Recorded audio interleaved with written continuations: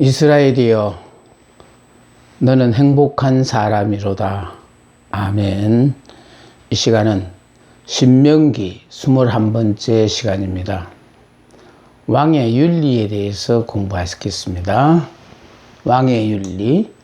왕은 그 자신을 위하여 말을 많이 두어서는 안 된다. 전쟁은 말의 수효로 이기는 것이 아니라 하나님의 손이 함께 하실 때 승리하기 때문이다. 전쟁을 위해서 말의 수요를 많이 두어서는 안 된다라는 거예요. 자, 그래서 자신의 말을 많이 두어서는 안 되는 이유가 여기에 말의 수요로 이기는 것이 아니라 하나님의 손에 함께 하실 때 승리하기 때문이다. 그러니까 전쟁의 승패는 여호와께, 하나님이 함께 하면은 이기는 전쟁이거든요. 특히 이스라엘은요, 영적 전쟁을 위하여 준비된 사람들이에요. 다시 말해서 육적으로는 상대한테 이길 수 없는 전쟁이지만은, 그럼 부족함이 많은 민족을 하나님이 의도적으로 선택하신 이유는 영이신 하나님께서 그 이스라엘을 붙잡고 역사하시기 위하여 그래서 불렀어요. 그렇기 때문에 영적 전쟁에 있어서의 승리는 하나님이 우리와 함께 하느냐 안 하느냐 거기에 달려 있어요. 하나님이 우리와 함께 하실 수 있는데 함께 못하는 이유는 바로 뭐냐? 우리가 죄를 지으면은 그 죄가 하나님과의 관계를 끊어버리거든요. 그래서 결과적으로 우리가 죄된 생활을 완전히 청산해야만이 내 속에서 100% 성령의 역사가 날마다 일어날 수 있어요.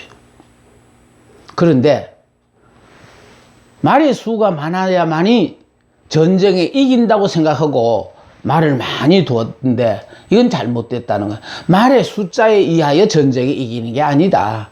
하나님이 함께 하기만 하면은 여러 가지 열쇠에도 불구하고 하나님이 함께하면 이기는 전쟁이고, 아무리 전력이 우리서 기구가 전력이 커도 결국은 하나님이 우리와 함께하지 않으면 진다는 거예요. 이것이 바로요, 정말 이스라엘이여는 행복한 사람인 이 역사의 말씀을 여러분이 깨달으시면은, 하나님이 함께 하면은, 예수님의 품에 안겨 있는 그 어린 양은 생사화복 모든 걸 하나님 앞에 다 맡기고 사는 사람이잖아요. 주시면 먹고 안 주시면 금식하고 굳이 걱정하지 않고 살아요. 아니, 사명 끝나면 하나님 부르시면 가는데 언제 내 사명이 끝날지 알고 우리는 모르죠. 그렇게 주어진 하루하루를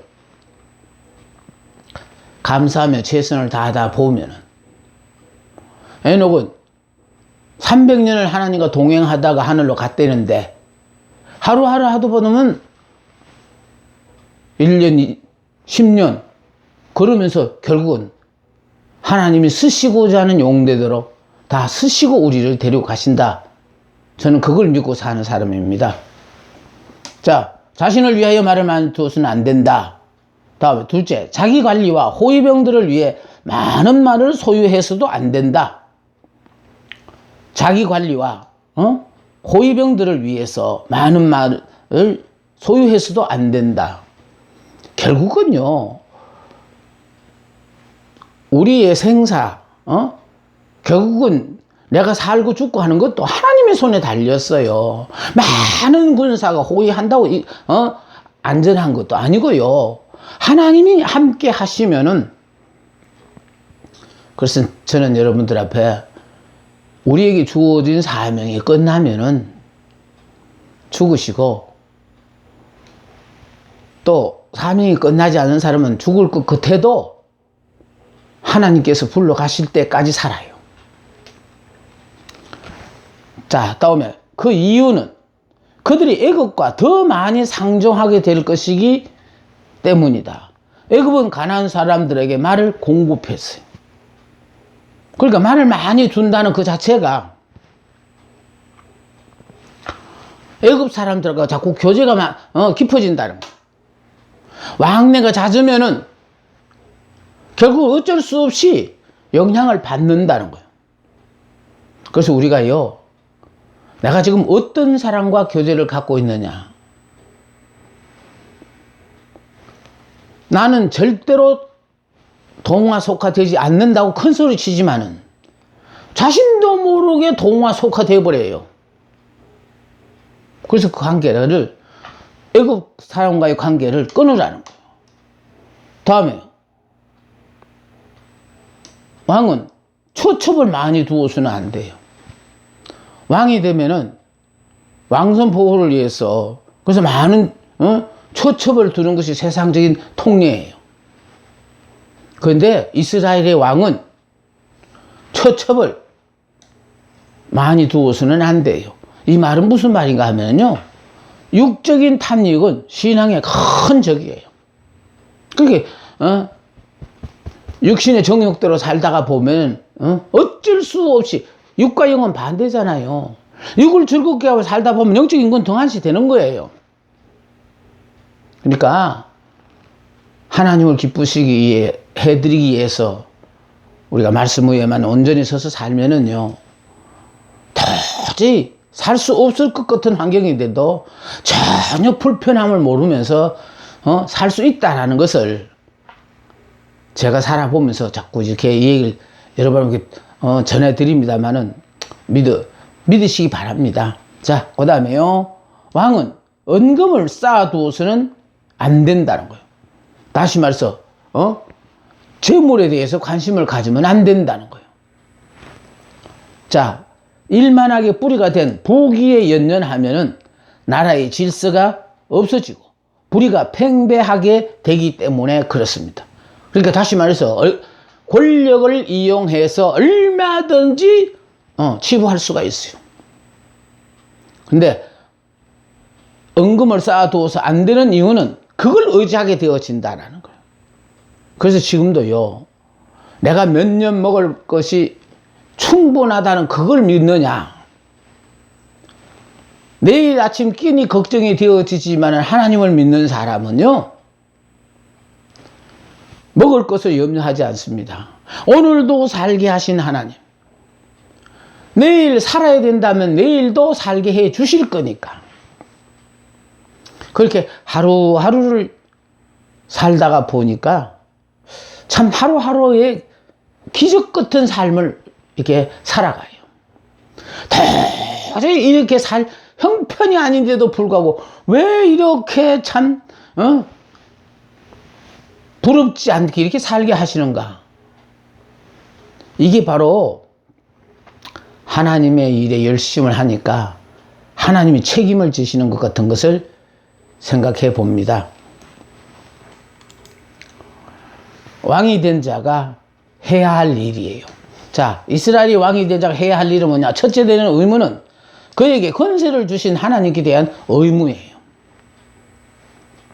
문제는 내가 왕이 됐다는 자체는 하나님이 내게 은혜를 베푸셔서 왕이 됐다라고 생각하느냐, 내가 잘나고 똑똑해서 왕이 됐다고 생각하느냐, 이게 문제거든요. 그래서 이스라엘 왕의 첫째 되는 의무는 권세를 주신 하나님께 대한 의무로서 뭐 어떻게 해야 되느냐, 율법서를 자신의 손으로 친히 기록하는, 그러니까 왕이 되면 왕의 손으로 친히 율법책을 기록해야 된다는 거예요. 여러분, 기록을 하자면 몇 번 봐야 돼서 최소한 3번은 보거든요. 자, 먼저 보고, 그 다음에 내가 쓰고, 2번이죠. 그 다음에 틀린 거 없는가 확인하다 보면 최소한 3번씩은 보는 꼴이 돼요. 자, 이렇게 자신의 손으로 친히 기록을 했는데, 그 기록하는 이유는 그것을 기록함으로써 자신의 마음에 그것을 새겨둘 수 있으며 율법의 모든 부분에 대하여 특별한 지식을 갖게 하기 위하여. 그래서 저는 이렇게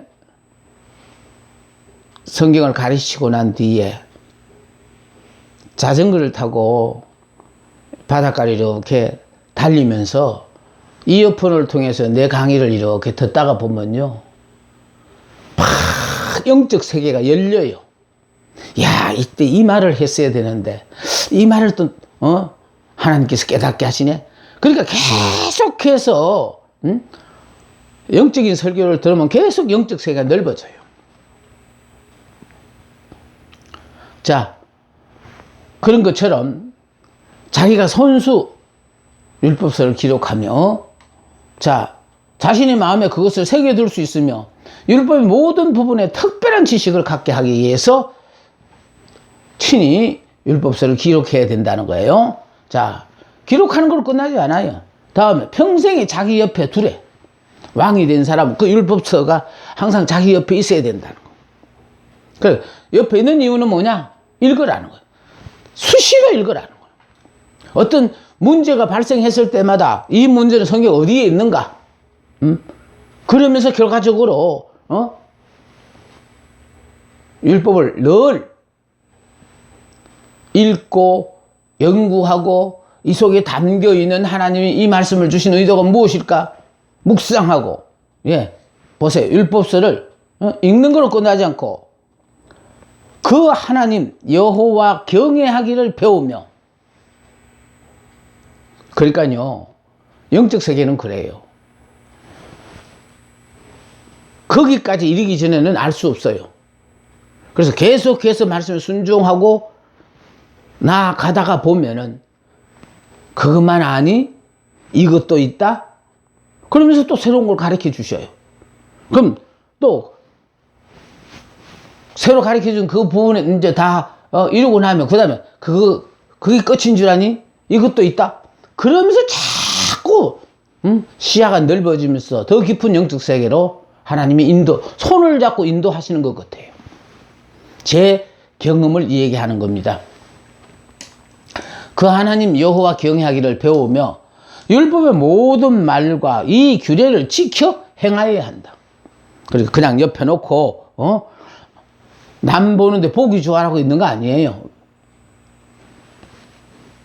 그것을 늘 궁금할 때도, 의문이 생겼을 때, 그래서 계속해서 율법서를 가까이 대하면서 이 말씀대로 살려고 하는 노력이 있어야 된다라는 것을 말씀하는 겁니다. 자, 이렇게 함으로 왕이 얻을 수 있는 게 뭐냐 이거예요. 자, 왕이 얻을 수 있는 것, 그의 마음이 그 형제 위에 교만하지 아니하고. 그래서요, 이 율법책을 들다 보다 보면요, 자꾸 자신의 부족함이 드러나게 되어져요. 자신의 부족함을 깨달은 사람은요, 절대로 교만할 수가 없어요. 자꾸 자신이 낮아지는 거죠. 교만하지 아니하고 하나님의 명령에서 떠나 우로나 좌로나 치우치자. 예. 또 왕이 있는 날수가 길고, 중요한 건 이걸 거예요. 이렇게요, 철저하게 하나님의 말씀대로 살려고 하는 왕은 그 왕위가 길어진다는 거예요. 왕의 자리에 아무나 앉는 것도 아니지만은 그 자리에 앉아서 결국 그 날이 길어지는 것처럼 그 사람에게는 그게 복이죠. 자, 그래서 그 날이 길어지고, 다음에 그의 가족에게도 이득이 된다는 거예요. 자손에게 신앙을 물려주면 하나님은 그들에게 축복을 상속해 주실 것이다. 그러니까요, 재물을 모아서 자녀들에게 넘겨주면은 자녀가 그 재물을 관리할 만한 능력이 없으면요, 오히려 그 재물 때문에 그 자손이 정말 미래가 망쳐지는 경우가 많아요. 그런데 이렇게 신앙이 이어지면은요, 자손에게 신앙을 물려주면은 하나님은 그들에게 축복을 상속해 주신다라는 것은요, 그러니까 믿음은 계속해서 내가 하나님의 말씀에 순종했을 때 나만 복받고 사는 게 아니고요, 내 후손들까지 그 기가 막힌 복을 다 누리게 살게 돼 있어요. 그러니까 믿음의 조상의 아브라함이 하나님의 말씀에 순종했을 때 아브라함만 잘 살은 거 아니잖아요. 아들 이삭도 잘 살았고, 또 손자 야곱도 잘 살았고, 그러니까 그 모든 대를 이어서 결국은 하나님의 눈동자와 같은 보살핌 속에서, 그래서 정말 주변의 모든 사람들이 저 사람은 하나님이 함께 하는 사람이라고 인정을 받았거든요. 그러므로, 자, 우리는 이 하나님을 믿는 이 고유신앙을, 자손들에게 남기며 사는 자랑스러운 믿음의 조상들이 되었으면 좋겠습니다. 육신의 부모는요, 해줄 수 있는 게 너무 제한되어 있어요. 해줄 수 없는 것들이 너무 많아요. 그런데 저희들이 열심히 하나님을 섬기는 그거 하나밖에 하나님 마음에 드는 게 없는데도 내 자녀들에 대해서는 내가 돌아봐 주는 것보다도 훨씬 더 낫도록 하나님께서 철두철미하게 지키시고 보호하신다는 사실을 이렇게 깨달으면서 신앙의 대물림이 이게 참으로 가장 큰 복이구나 하는 것을 생각해 봅니다. 믿음이 3대만 이어져 가도요, 그 삶이 정말 염려 걱정하지 않는 평안한 삶을 그 가정에 하나님이 계속해서 허락하시거든요. 다음 종교 지도자들에 관하여요. 자, 지도자들에 관한 규례가 이제 16장 18절부터 17장 13절에 나오는데, 자, 재판장에 관한 규례가 있고요. 그 다음에 왕과 또 사회적, 정치적 지도자들에 관한 규례가 있고, 그 다음에 종교 지도자들에 관한 규례가 있습니다.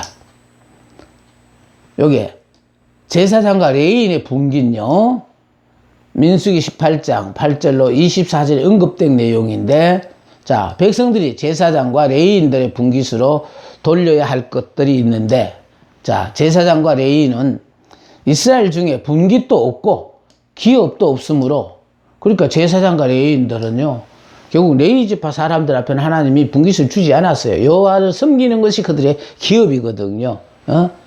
그래서 그들은 여호와의 화제물과 그 기업을 먹을 수 있다.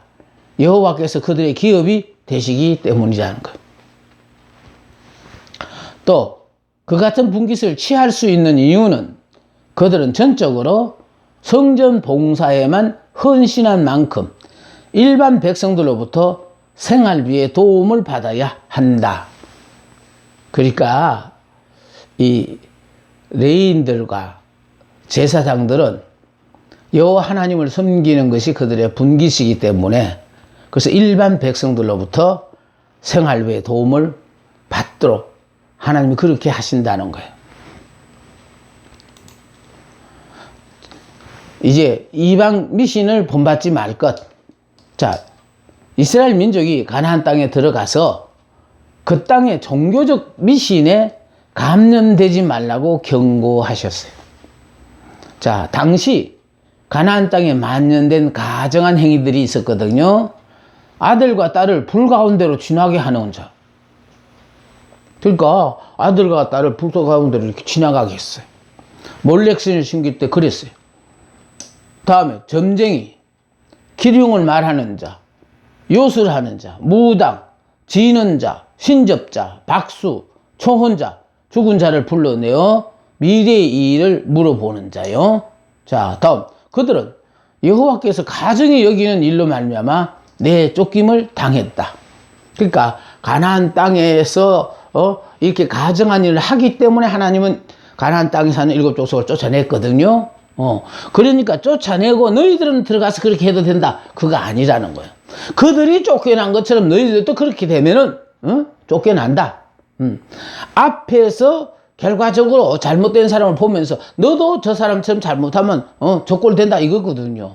그래서 저는 여러분 항상 내가 자신 있게 말하는 건 뭐냐면, 도저히 행복자라는 말 자체가 어울리지 않는 그런 참 어려운 환경 가운데 있으면서 이스라엘은 행복한 사람이라 이거를 남이 하나를 비웃기나 말기나 이 약속의 말씀을 열심히 외쳤더니 하나님께서요 보라는 듯이 이제 환경까지 뒷받침을 해서 정말 행복자처럼 사시는구나 라는 걸 인정을 받고 살다가 보니까 그럼 내가 애쓰고 수고한 게 하나도 없어요. 그냥 이 약속의 말씀을 믿으니까 열심히 외쳤지요.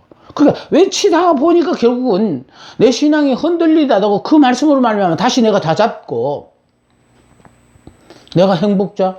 자기 기세 행복자냐? 하나님이 나보고 행복자라고 그랬으니까 행복자지. 응? 그럼 날 보고 행복자라고 하면 그 하나님이 어른이 알아서 나에 대한 삶의 책임을 지겠냐? 그러면서 그냥 그거 믿고 열심히 이렇게 외쳤더니요. 아우 정말 말로서는 설명할 수 없는 기가 막힌 이런 역사들을 통하여 힘들고 어려운 과정에서 쑥 이렇게 빠져나오게 하시더라고요. 아니 들은 얘기가 아니고 내가 직접 경험한 얘기거든요. 그랬으니까 결과적으로 제가 얘기하는 거는 힘들고 어려운 환경 가운데서 정말 하나님 도와주세요라고 이렇게 간구하시는 분이 계시다면은 이스라엘에는 행복한 사람이로다. 이 약속의 말씀을 굳게 부여잡고 열심히 입술로 고백하며 사셔야 이 고백을 듣는 사람들 앞에 아이고 참 자기 주제를 알고 저런 소리를 해야지 하고 비아냥거림도 있을 것이고요. 또 그 소리를 듣고 또 은혜 받는 사람도 있어요. 하나님이 어떻게 역사하실지는 모르지만은 일단 우리 이 말씀의 의미를 아는 이상 부지런히 외치면은 성령의 역사를 하실 거니까 이 약속의 말씀을 들음으로 말미암아 내가 지금까지 무지하게 살았구나. 이게 아니구나. 형편을 봐서 행복한 사람이 아니라 형편하고 상관없이 내가 행복한 사람이니까 이렇게 하나님이 이 말씀을 듣게 했고 행복자라고 내 입으로 시인을 하니까 드디어 시간이 지나고 나면은 야 이것도 행복이었네. 야 이미 복은 와 있었네. 이걸 점점 본인이 깨달아 간다라고 내가 아주 그냥 매 시간마다 이렇게 열심히 강조해 드리잖아요. 그들은 여호와께서 가증히 여기는 일로 말미암아 내쫓김을 당했습니다. 그럼 내쫓김을 당했다면은 이스라엘 백성도 이 가나안 땅에 들어가서 이와 같은 짓을 하면 내쫓긴다는 뜻이고요.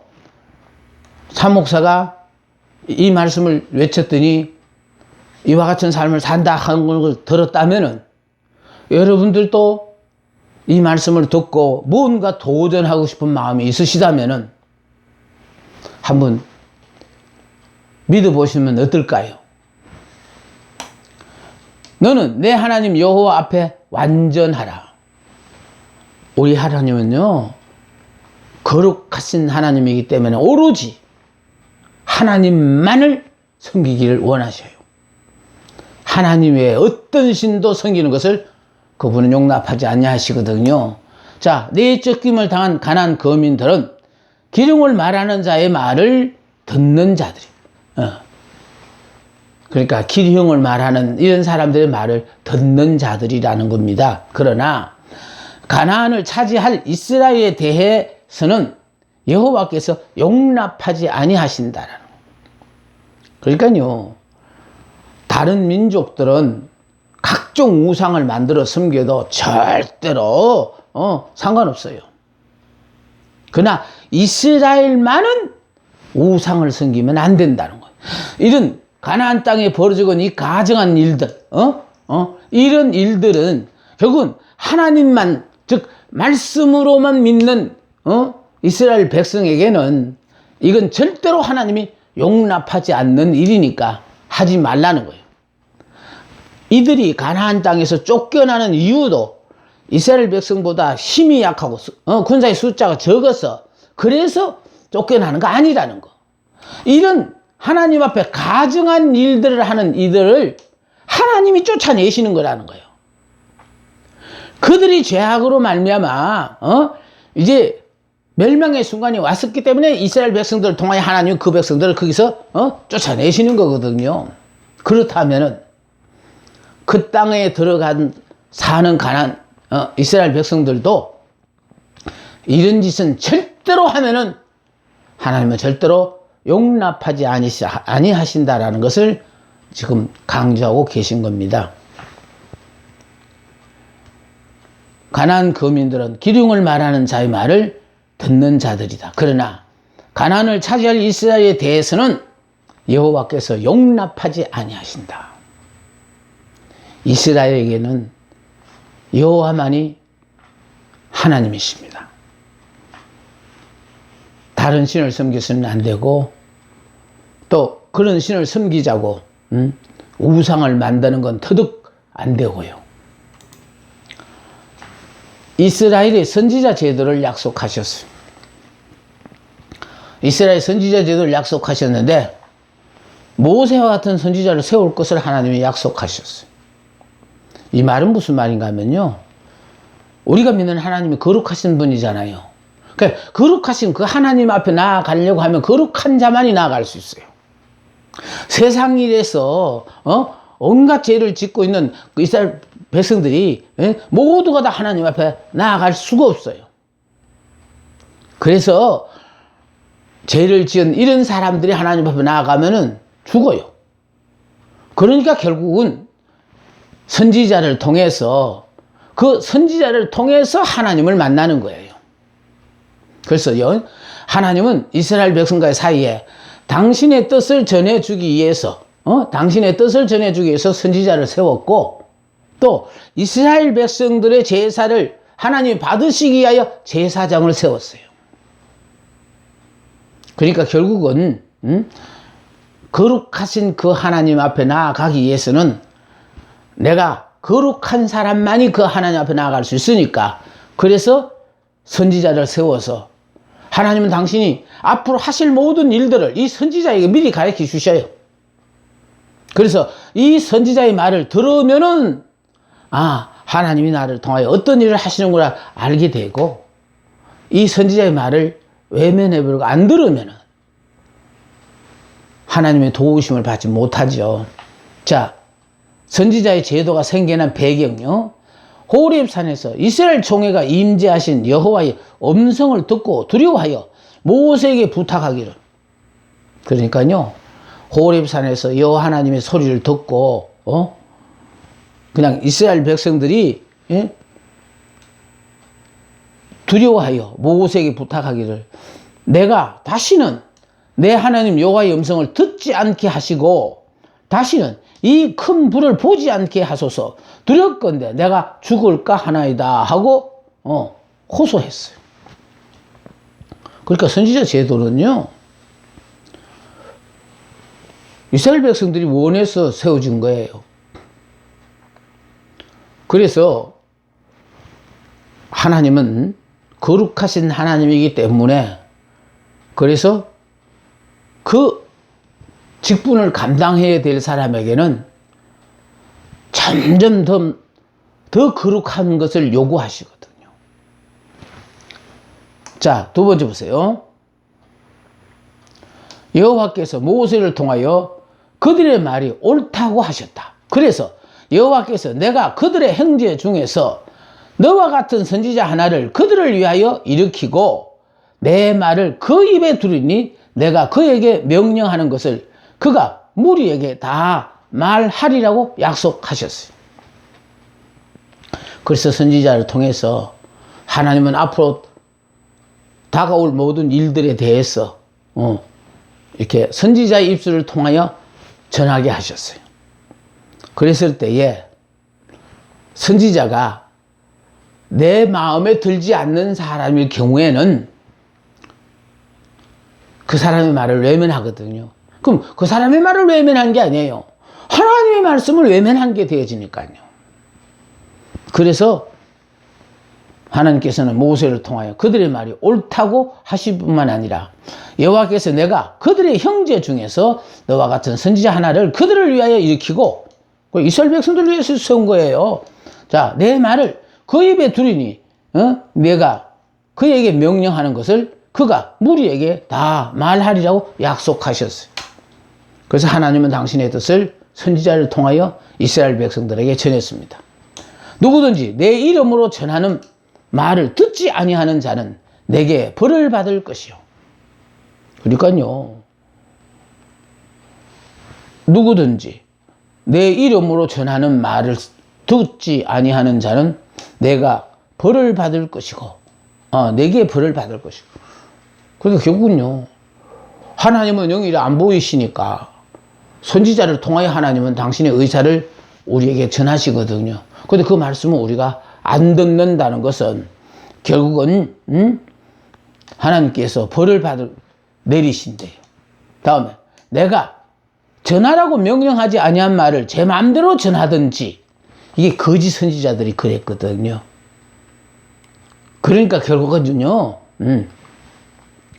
하나님이 주시는 말씀을 선지자는 그대로 전하는 거예요. 백성들은 저들이 듣고 싶은 소리를 듣기를 원하잖아요. 그런데 하나님은요, 백성들이 듣고 싶은 건 상관없이 하나님 당신의 뜻을 백성들에게 전하라고 해요. 그러니까 이제 구약의 선지자들 보십시오. 얼마나 많은 어려움을 당했습니까? 하나님 주신 말씀대로 전했다는 그것 때문에 얼마나 갖가지 곤욕을 치렀습니까?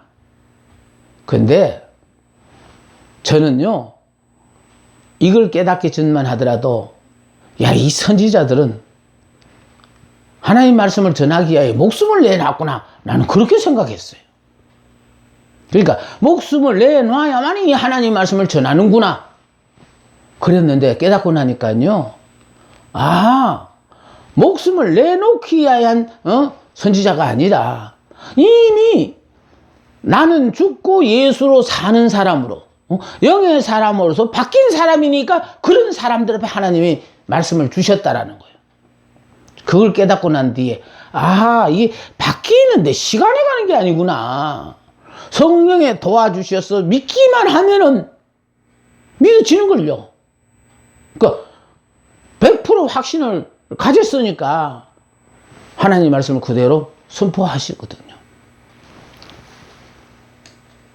내가 전하라고 명하지 아니한 말을 제 마음대로 전하든지 다른 신들의 이름으로 말하면 그 선지자는 죽임을 당하리라. 그래서요, 거짓 선지자들은 하나님이 죽이시고 참 선지자들은 그 어려움 가운데서도 하나님께서 그들을 지키시고 보호하셨다는 사실은 정말 하나님의 말씀으로